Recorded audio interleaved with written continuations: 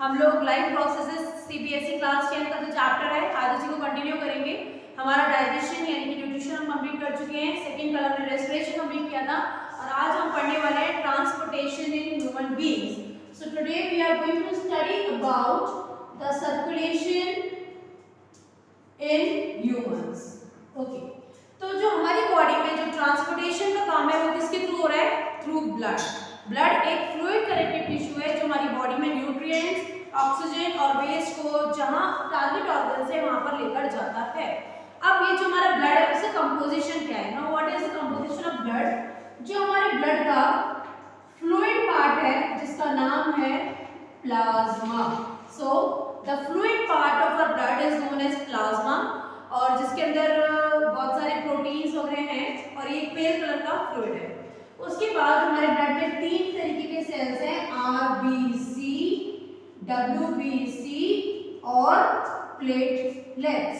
जो आरबीसी है उनका दूसरा नाम है एरिथ्रोसाइट्स, डब्ल्यूबीसी का दूसरा नाम है ल्यूकोसाइट्स और प्लेटलेट्स को हम बोलते हैं थ्रोम्बोसाइट्स। ये जो इनका नाम है ये कारण उनके फंक्शन के अकॉर्डिंग। फॉर एग्जांपल जो हमारे आरबीसी जो रेड ब्लड सेल्स हैं उनका जो रेड कलर है वो किसकी वजह से है? Due to a pigment which is known as haemoglobin. ये एक आयरन कंटेनिंग पिगमेंट है जिसका मेन काम होता है ऑक्सीजन को ट्रांसपोर्ट करना। तो जो आरबीसीज हैं इनको दूसरा एरिथ्रो मीनिंग रेड और साइट्स यानी कि सेल, तो रेड ब्लड सेल्स को एरिथ्रोसाइट्स, उनका जो लाल रंग है that is due to the presence of haemoglobin और इसका मेन फंक्शन है हमारी बॉडी में ऑक्सीजन को ट्रांसपोर्ट करना। नेक्स्ट इज डब्ल्यूबीसी यानी कि व्हाइट ब्लड सेल्स, इसलिए उनका नाम है ल्यूकोसाइट्स और ये जो व्हाइट ब्लड सेल्स है हमारी बॉडी में इन्फेक्शन से फाइट करते हैं यानी कि हमारी बॉडी को डिजीज से लड़ने में मदद करते हैं। इन्फेक्शन अगर हमारी बॉडी में एंटर करता है तो उसको खत्म कर देते हैं, तो they are known as the soldiers of the body. उसके बाद है प्लेटलेट्स। प्लेटलेट्स का दूसरा नाम है थ्रोम्बोसाइट। अगर हमारी बॉडी में कहीं पे भी हल्का सा कट लग जाता है तो हम देखते हैं तुरंत कि जो ब्लड है हमारा क्लॉट हो जाता है यानी कि जम जाता है, जो इससे ब्लीडिंग स्टॉप हो जाती है और उसके लिए रिस्पांसिबल है हमारी प्लेटलेट्स। तो ये हमारे ब्लड का कंपोजिशन है, फ्लूइड पार्ट, तीनों तरीके के सेल्स और इनका अलग-अलग फंक्शन। नाउ हमारे ब्लड का अब हमारे जो हार्ट, हमारी बॉडी का जो पंपिंग ऑर्गन है वो है हमारा हार्ट। अब ये जो ब्लड है इसको बॉडी में इधर से उधर में पंप करना है या ट्रांसफर करना है, तो उसका काम हमारे किसके पास है? हमारे हार्ट के पास है। जो ह्यूमन हार्ट है उसका साइज एक अडल्ट के फिस्ट के बराबर का होता है और ये मस्कुलर ऑर्गन है जो कार्डियक मसल्स का बना हुआ है। और जो पूरे टाइम लाइफ टाइम आपको कॉन्ट्रैक्ट कर सकते हैं। मैं एक रफ डायग्राम 4 चेंबर हार्ट का बना रही हूं ताकि आपको इजीली ये समझ में आ जाए that what is the composition of heart. It's a very rough diagram, this is only just to demonstrate that how the circulation is carried out in human body. हमारा जो ह्यूमन हार्ट है वो 4 chambers में बटा हुआ है। जो ऊपर वाले 2 चेंबर्स हैं उनका नाम है ऑरिकल, ऑरिकल भी बोल सकते हो या फिर एट्रियम, और जो नीचे वाले 2 लोअर चेंबर्स हैं उनका नाम है ventricles. This is the right side, this is the left right side of our heart and this is the left side of our heart. तो जो ऊपर वाले 2 चेंबर्स हैं उनका नाम है एट्रियम या ऑरिकल और जो नीचे वाले 2 चेंबर्स हैं उनका नाम है वेंट्रिकल्स। अब कहां से ब्लड कैसे आ रहा है? जो हमारी राइट साइड है इसमें हमेशा डीऑक्सीजनेटेड ब्लड रहेगा और जो हमारी लेफ्ट साइड है उसमें रहता है हमेशा ऑक्सीजनेटेड ब्लड। तो जो आपका जो बुक में एनसीईआरटी में जो डायग्राम दे रखा है उसमें जो ब्लूइश वाला पार्ट है वो डीऑक्सीजनेटेड ब्लड को शो करता है और जो रेडिश वाला पार्ट है वो आपके ऑक्सीजनेटेड ब्लड को शो कर रहा है। ओके, अब जो हमारा राइट ऑरिकल है इसके अंदर जितना भी आपका डीऑक्सीजनेटेड ब्लड है उसको लेकर कौन आ रही है? हमारी 2 वीना कावास है जिनका नाम है सुपीरियर वीना कावा और एक है इंफीरियर वीना कावा। तो जितना भी डीऑक्सीजनेटेड ब्लड है हमारी बॉडी का, हमारी जो अपर बॉडी से जो आ रही है, जो हमारे हार्ट से ऊपर जो है वो जहां से भी डीऑक्सीजनेटेड ब्लड लेकर आ रही है वो आ रही है सुपीरियर वीना कावा और जो लोअर बॉडी हमारे हार्ट से नीचे की वहां जो डीऑक्सीजनेटेड ब्लड लेकर आ रही है वो है हमारी इंफीरियर वीना कावा और ये दोनों जो वीना कावास है वो डीऑक्सीजनेटेड ब्लड को छोड़ देंगी हमारे राइट एट्रियम के अंदर। जब कोई भी ऑरिकल या वेंट्रिकल ब्लड को रिसीव करता है उस टाइम पे वो क्या करता है? वो करता है रिलैक्स ताकि वो ब्लड को मतलब ले सके। अब ये जो दोनों वीना कावा है इन्होंने ये पूरा डीऑक्सीजनेटेड जो ब्लड है यहाँ पर रिलीज कर दिया है। ओके, अब जो राइट ऑरिकल और राइट वेंट्रिकल है हमारा, उसके बीच में है एक ट्राइकस्पिड वाल्व। कैसा वाल्व है? Tricuspid valve. और ये जो हमारे हार्ट में जो वॉल्व्स प्रेजेंट होते हैं वो बैक फ्लो को प्रिवेंट करते हैं। अब राइट ऑरिकल जब कॉन्ट्रैक्ट करेगा, व्हाट विल हैपन, जब राइट ऑरिकल कॉन्ट्रैक्ट करेगा उस टाइम पे जो नीचे वाला आपका राइट वेंट्रिकल है वो एक्सपैंड करेगा और जितना ये डीऑक्सीजनेटेड ब्लड है यहाँ पर एंटर हो जाएगा हमारे राइट वाले वेंट्रिकल के अंदर।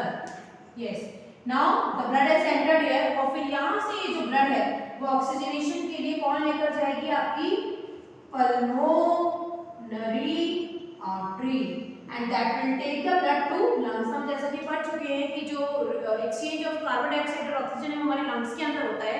तो यहाँ से आपके जो राइट वाला वेंट्रिकल है वहाँ से डीऑक्सीजनेटेड ब्लड कौन कैरी करेगी?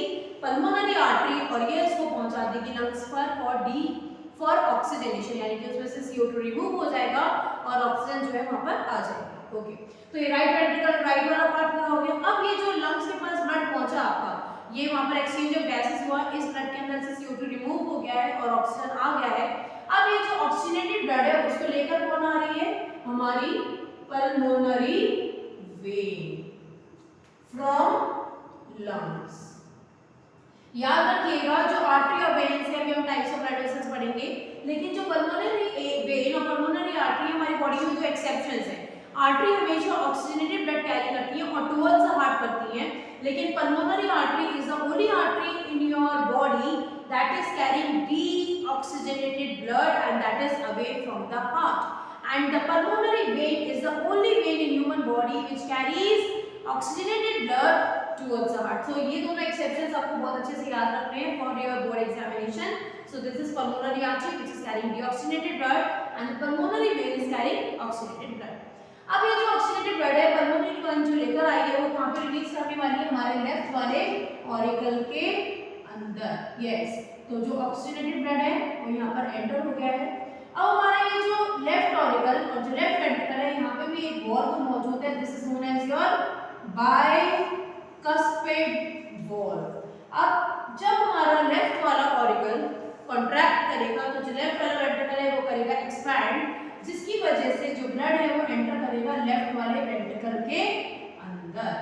अब ये जो ब्लड एंटर किया है लेफ्ट वेंट्रिकल में ऑक्सीजनेटेड ब्लड, इसको हमारी पूरी बॉडी के पास पहुंचना है ताकि बॉडी को न्यूट्रिएंट्स, ऑक्सीजन और एनर्जी अपने मिल सके। तो अब यहाँ से एक निकलेगी आपकी main aorta. This is aorta, that is the main artery that will carry this oxygenated blood to the whole body. तो ये हमारी जो हार्ट का सर्कुलेशन है, diagram is a very rough diagram, just it is to make you explain that which vein is carrying blood and which vein is carrying blood away from the heart। एक बार फटाफट से brief कर लेते हैं। हमारा जो human heart है it is divided into 4 chambers. दो अपर चेंबर्स को हम ऑरिकल्स बोलते हैं, एट्रियम बोलते हैं, तो लोअर चेंबर्स को हम वेंट्रिकल्स बोल रहे हैं। हमारी जो राइट साइड है इसमें हमेशा डीऑक्सीजनेटेड ब्लड रहता है और जो लेफ्ट साइड है इसमें हमेशा ऑक्सीजनेटेड ब्लड रहेगा। जो हमारी दो वीना कावास हैं, सुपीरियर वीना कावा, इंफीरियर वीना कावा, जो डीऑक्सीजनेटेड ब्लड को लेकर आती है और रिलीज करती है राइट एट्रियम के अंदर। फिर एक ट्राइकस्पिड वॉल्व में हमारे राइट एट्रियम और राइट वेंट्रिकल के बीच में, जैसे ये कॉन्ट्रैक्ट करेगा वेंट्रिकल एक्सपैंड करेगा, जो डीऑक्सीजनेटेड ब्लड है वो आपके एंटर हो जाएगा वेंट्रिकल्स में और यहाँ से इसको लंग्स के पास ऑक्सीजनेशन के लिए कौन लेकर जाने वाली है? Pulmonary artery. जब वो ब्लड लंग्स के पास पहुंच गया है वहां पर क्या होगा? उसमें ऑक्सीजन ऐड हो जाएगी, साथ कार्बन डाइऑक्साइड इसमें से चली जाएगी डिफ्यूजन के थ्रू और फिर वो जो पल्मोनरी वेन है वो इस ऑक्सीजनेटेड ब्लड को लेकर आएगी लेफ्ट एट्रियम के पास। यहाँ पर भी एक बाइकस्पिड वॉल्व मौजूद है। जैसे ब्लड लेफ्ट वेंट्रिकल में एंटर करेगा यहाँ से एक मेन आर्टरी निकलती है जिसको हम आयोटा के नाम से जानते हैं, जिस ऑक्सीजनेटेड ब्लड को पूरी बॉडी के पास लेकर जाती है ताकि उस ब्लड से ऑक्सीजन, न्यूट्रिएंट्स और सारी चीजें जो है वो पूरी बॉडी को ट्रांसपोर्ट की जा सके। तो this is all about the transportation system in humans. Now एक और क्वेश्चन है, जो हमारे एक्वाटिक एनिमल्स होते हैं उनका जो हार्ट है वो 2 चेंबर्ड होता है, लेकिन जो हम ह्यूमंस है हमारा हार्ट 4 चेंबर्ड क्यों है? क्योंकि हम जानते हैं कि एक तरफ ऑक्सीजनेटेड ब्लड है और एक तरफ डीऑक्सीजनेटेड ब्लड है और हम ह्यूमंस कैसे हैं? We are warm blooded. Warm blooded यानी कि हमारा जो बॉडी टेम्परेचर है वो हमेशा एक कांस्टेंट पे मेंटेन रहता है। तो हमारी बॉडी की बहुत सारी एनर्जी इसको टेम्परेचर को मेंटेन करने में खर्च हो जाती है और ये दोनों ब्लड आपस में मिक्स ना हो, इसके लिए हमारे हार्ट के बीच में क्या मौजूद है, सेप्टम। एक सेप्टम मौजूद है जो हमारे हार्ट में ऑक्सीजनेटेड ब्लड और डीऑक्सीजनेटेड ब्लड को मिक्स होने से रोकता है। लेकिन जो हमारे एक्वाटिक एनिमल्स हैं उनका हार्ट जो है वो 2 चेम्बर्ड ही होता है, क्योंकि उनके हार्ट में अगर थोड़ी बहुत ब्लड की मिक्सिंग हो भी जाए तो उनकी बॉडी को इतना फर्क नहीं पड़ता, because they are cold blooded animals. Reptiles जो होते हैं आपके वो कोल्ड ब्लडेड एनिमल्स हैं। कोल्ड ब्लडेड का मतलब यह है कि जो उनकी बॉडी टेम्परेचर है वो एनवायरनमेंट के हिसाब से चेंज होता रहता है। बेसिकली हम देखते हैं कि जैसे जो लिजर्ड्स हो रहे हैं वो सर्दियों में छुप जाती हैं, हाइबरनेट करती हैं। क्यों? क्योंकि उनको वार्मथ की जरूरत होती है उस टाइम पे, so they hide under the places which are warm during winter season. Now तो ये लेकिन हम ह्यूमंस का ऐसा नहीं है, क्योंकि हम वार्म ब्लडेड हैं तो हमारा टेम्परेचर स्टेबल रखना है हमारी बॉडी को, and a lot of energy is being used for that. इसलिए हमारे जो हार्ट है वो कंप्लीटली दोनों चेंबर्स राइट और लेफ्ट वाले हमेशा एक सेप्टम से अलग अलग रहेंगे।